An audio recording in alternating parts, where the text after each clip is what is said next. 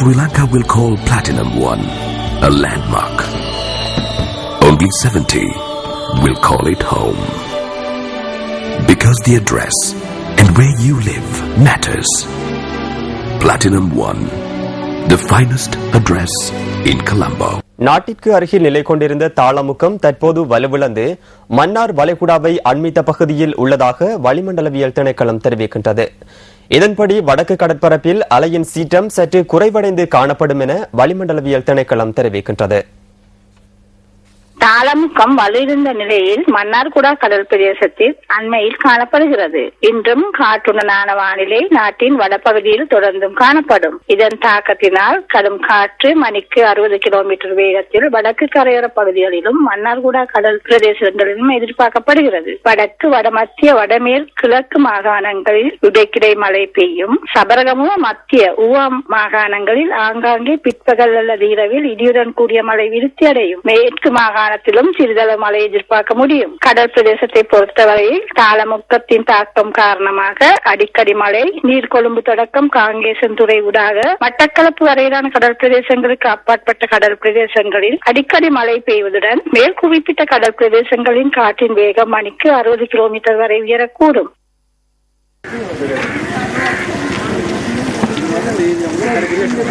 யாழ்ப்பாணத்தில் தற்போது மழையுடன் கூடிய மப்பும் மந்தாரமுமான காலநிலை நிலவுவதாக எமது செய்தியாளர் தெரிவிக்கிறார்.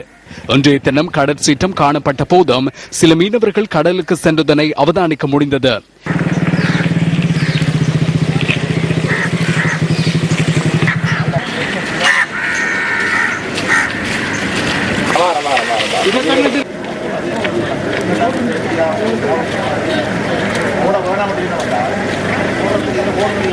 இதேவேளை குருநகர் பாஷையூர் கடற்கரைகளில் கழிவுப் பொருட்கள் மற்றும் குப்பை கூளங்கள் கொட்டப்படுவதாகவும் அதனால் பாதிக்கப்படும் பிரதேச மக்களை எவ்வாறு பாதுகாப்பது என்பது தொடர்பாக ஆராய்வதற்காக குறித்த பகுதிகளுக்கு யாழ் மாவட்ட அரசாங்க அதிபர் மற்றும் மாநகர முதல்வர் ஆகியோர் சென்றிருந்ததாகவும் எமது செய்தியாளர் தெரிவித்துள்ளார்.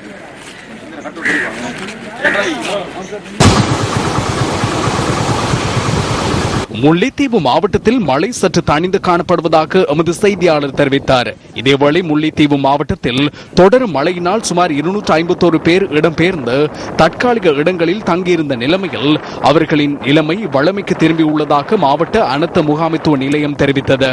இதேவேளை கடற்சீற்றம் தணிந்துள்ள நிலைமையில் நாளைய தினம் கடலுக்கு செல்ல எதிர்பார்ப்பதாக மீனவர்கள் தெரிவித்துள்ளனர்.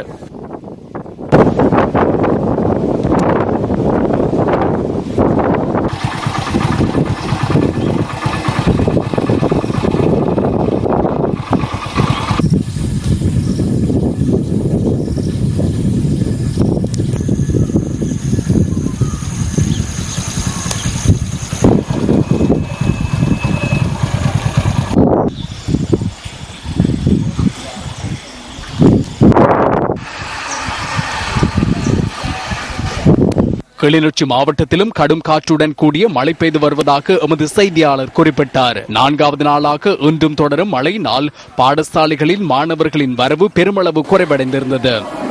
கடந்த காலத்தில் முதல் புயல் என்று சொல்லி தொழில் மறைத்து எந்த ஒரு இதுவும் இங்கே இதண்டே இல்லை. அதாவது தொழில் மறைச்சி கரைய போட்டுகள் எல்லாம் இழுக்கப்பட்டிருந்தது. ஆனால் இதுக்குரிய நஷ்டீடுகள் ஒன்றும் எங்களுக்கு கிடைக்கல. வயல் நிலங்கள் மற்றும் தாழ்நில பகுதிகள் வெள்ளத்தில் மூழ்கியுள்ளன. மட்டக்களப்பு மாவட்டத்தில் இன்று மழையுடனான காலநிலை நிலவுவதாக எமது செய்தியாளர் கூறினார். மாவட்டத்தில் கடல் கடும் கொந்தளிப்பாக காணப்பட்டதாகவும் அவர் தெரிவித்தார். காலநிலையை பொருட்படுத்தாது ஒரு சில ஆழ்கடல் படகுகள் கடலுக்கு சென்றுள்ளதாக மாவட்ட கடற்றொழில் உதவி பணிப்பாளர் தெரிவித்தார். இருந்த போதிலும் பெரும்பாலான மீனவர்கள் கடற்றொழிலை தவிர்த்து வருகின்றனர். இதனால் மாவட்டத்தில் மீனவ படகுகள் கரைகளில் நிறுத்தி வைக்கப்பட்டிருந்ததனையும் அம்மாள் அவதானிக்க முடிந்தது.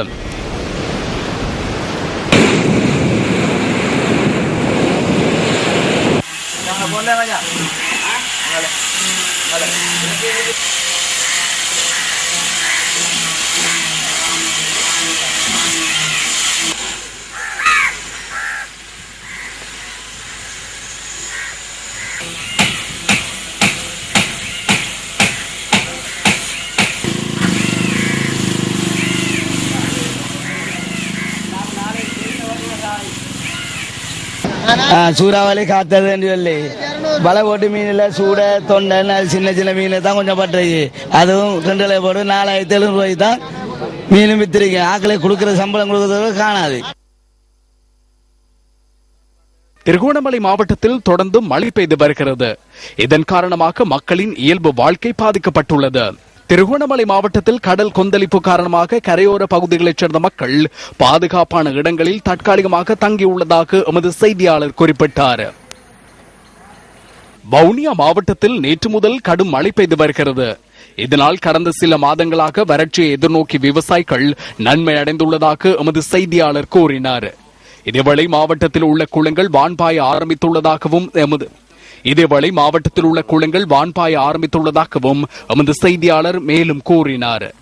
நேற்றிரவு பெய்த கடும் மழையினால் பூவரசம் குளம் கிராம சேகுவர் பிரிவில் உள்ள கந்தன் குளத்தில் உள்ள 170 பேர் பாதிக்கப்பட்டுள்ளதாக வவுனியா மாவட்ட அனர்த்த முகாமைத்துவ நிலையம் அறிவித்துள்ளது. 4 நாட்களாக மழை பெய்து கொண்டிருக்கிறது. கடைசி நேரத்தில் காப்பாற்றி இருக்கிறது. இது வரமாகத்தான் நாங்கள் கருதுகிறோம். புத்தள மாவட்டத்தில் நேற்றிரவு முதல் மழை பெய்து வருவதுடன் மாவட்டத்தில் கடல் கொந்தளிப்பாக காணப்படுவதாக எமது செய்தியாளர் கூறினார். மீனவர்கள் கடற்றொழிலில் ஈடுபடவில்லை என எமது பிராந்திய செய்தியாளர் மேலும் தெரிவித்தார். அம்பாறை மாவட்டத்தில் கடற்சீற்றம் ஓரளவு குறைவடைந்துள்ளது.